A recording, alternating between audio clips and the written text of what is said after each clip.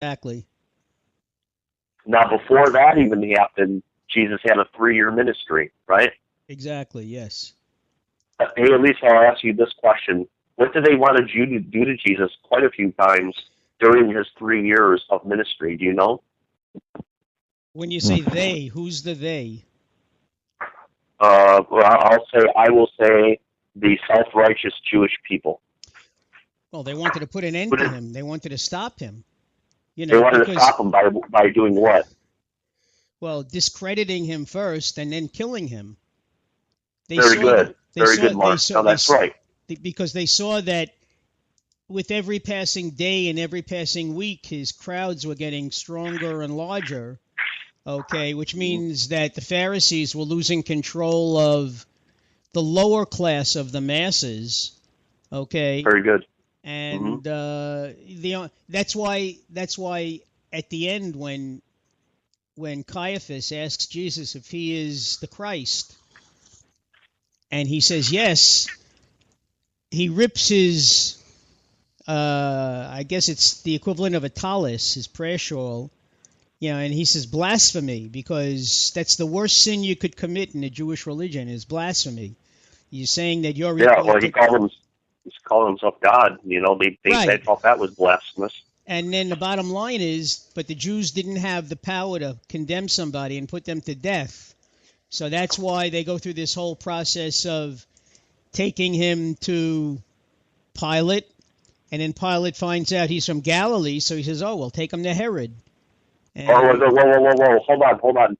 You're totally on the right track, and you're not wrong, Mark. But I don't want to get ahead of this because okay, this is where it gets very, very fascinating. Everything Mark just said, ladies and gentlemen, is correct. Okay, now hold on to your seats.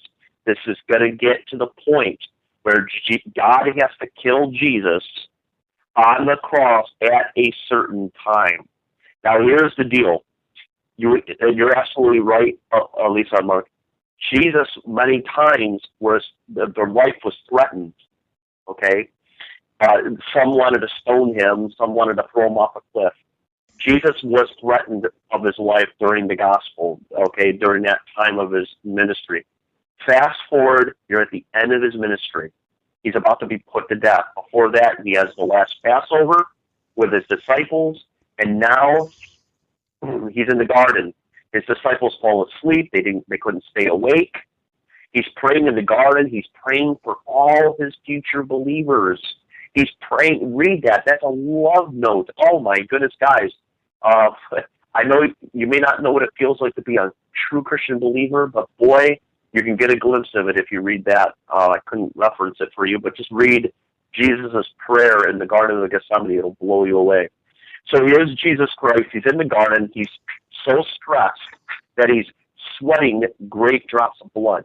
His capillaries are literally breaking in his head because of all the stress he's about to go through. Not because he's about to get punched. Not because he's afraid of the scourging. Jesus went through with that with confidence and with courage. What he was nervous about was the fact that for the very first time in his life, he is going to feel sin and God's wrath taking care of sin. That's why he cried out, my God, why have you forsaken me?"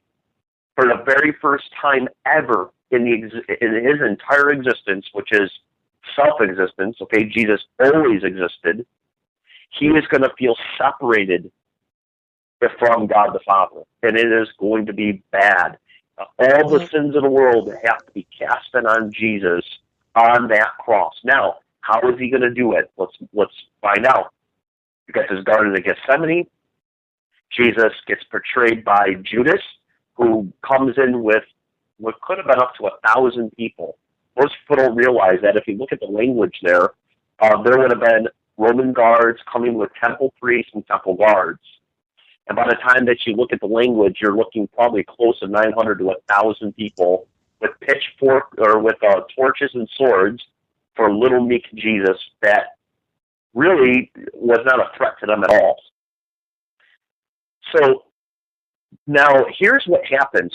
The Jews, this high priest, the Sanhedrin, if you will, wanted to try Jesus. They came up with this thing to get Jesus, and they wanted to try him. Now, Mark and Felix, you guys, and even Elisa, you come from a Jewish background. How important was it to try somebody legally? That was very important. Right. You had a judge, you had a jury, and you had to do it at a certain time. You couldn't do it in secret, right? Which was exactly what they did to Jesus. They did everything wrong. They did everything illegal to Jesus. But Satan, what he's trying to do in the meantime, okay, this is what Satan's doing in the background. Satan let in Judas to go in the middle of the night. Remember, this is in the middle of the night. They're probably just wee hours past midnight. Jesus is going to be put on the cross at 9 a.m. Right. Okay? That's exactly what I said earlier. So now what happens is Jesus is in the garden. They come in the middle of the night, which is why they had torches, okay, because they had to see. They couldn't tell where Jesus was, and Judas kissed them and basically betrayed Jesus at that point.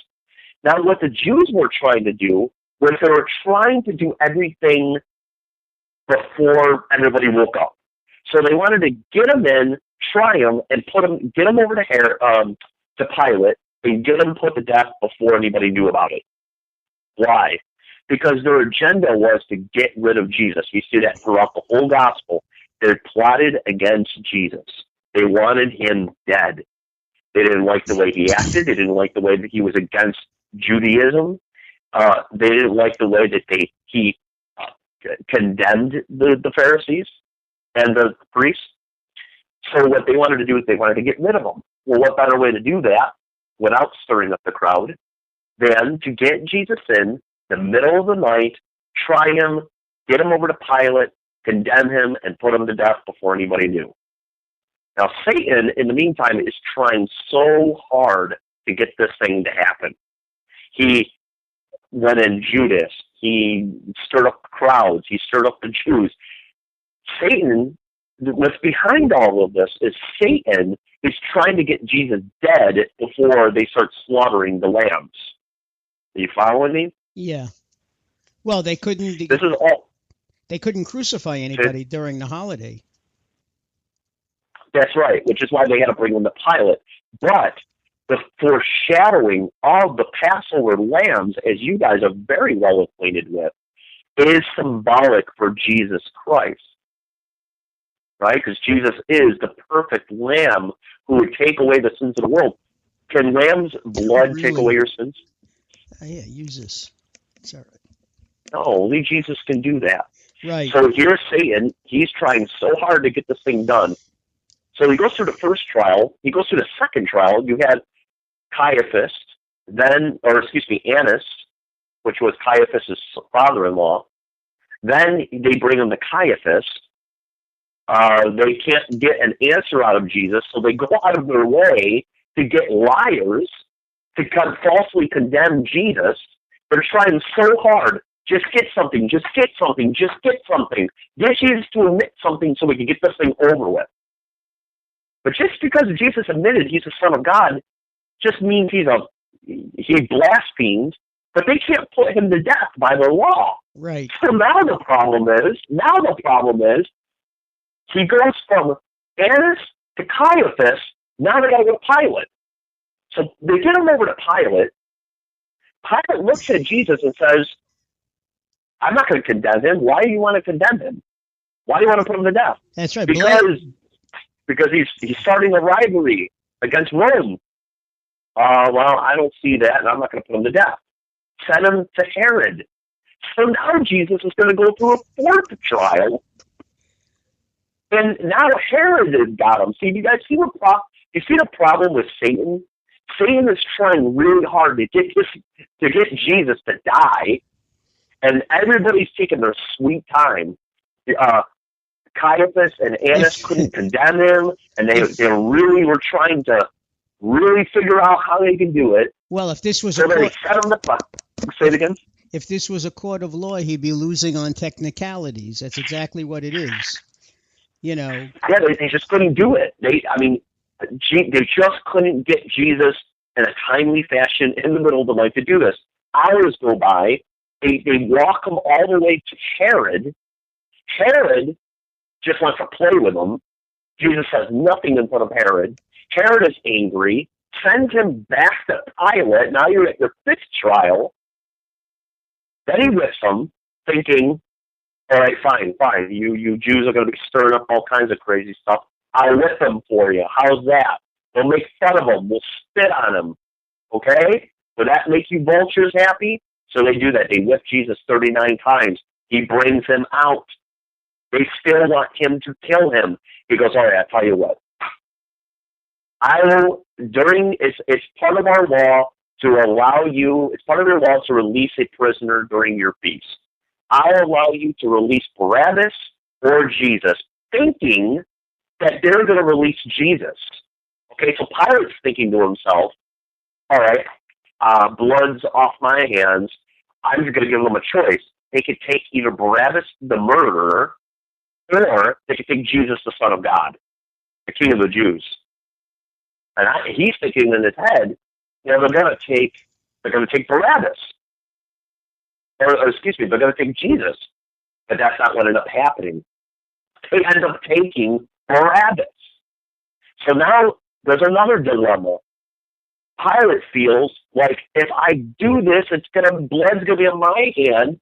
He gives Jesus another trial, trying to get Jesus to admit his guilt or something to let him go.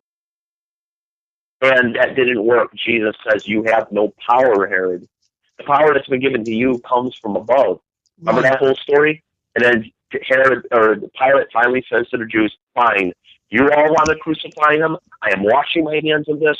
You go and crucify him. So guys, Jesus went through 1, 2, 3, 4, 5, 6 trials, and now you are in mid-morning. And the Passover lambs are about to be slaughtered. Here's Jesus carrying his cross at Calvary as the lambs are being slaughtered for Passover. When they hang Jesus up, when they crucify him at 9 a.m., the priests are slaughtering lambs.